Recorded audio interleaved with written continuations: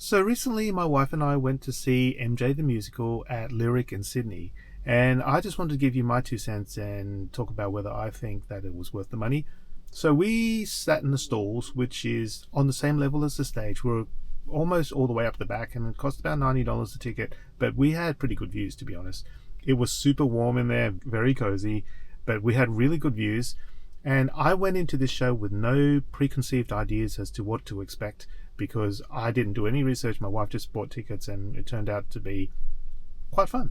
So the premise of the show is basically kind of just like a view into Michael Jackson's life through the time when he was with the Jackson 5, and also the main theme of the show was about him getting prepared for a series of giant stadium concerts and the trials and tribulations of that. And they went back and forth and kind of looked a little bit back into his life and some of the experiences with Motown and the Soul Train and that kind of stuff.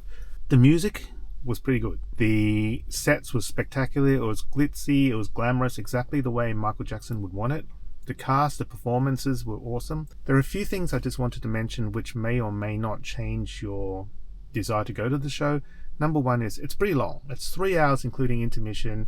I kind of felt like it could have been a little bit shorter. They do go back and forth in his life a lot, and whether they could have just skipped some of the bits. There was also this thing where, do you know, sometimes when you go to the pub and you get a pub band performance and the musical instruments, like the drums and the guitars and stuff, are so loud that it kind of drowns out the vocals a little bit. I felt like that in some of the songs, but in general the songs were really enjoyable, and they did play a lot of the Michael Jackson hits, some of which they just kind of did little snippets of it. And in particular, when they did Thriller, which was absolutely amazing. I don't know, it's like the last time I saw Thriller performed was in Suddenly 30. So I kept imagining the fact that Mark Ruffalo and Jennifer Garner were going to come out and do that dance, but they didn't do that. But it was actually really super cool. If you're there expecting a complete biography of Michael Jackson's life, you ain't going to get it.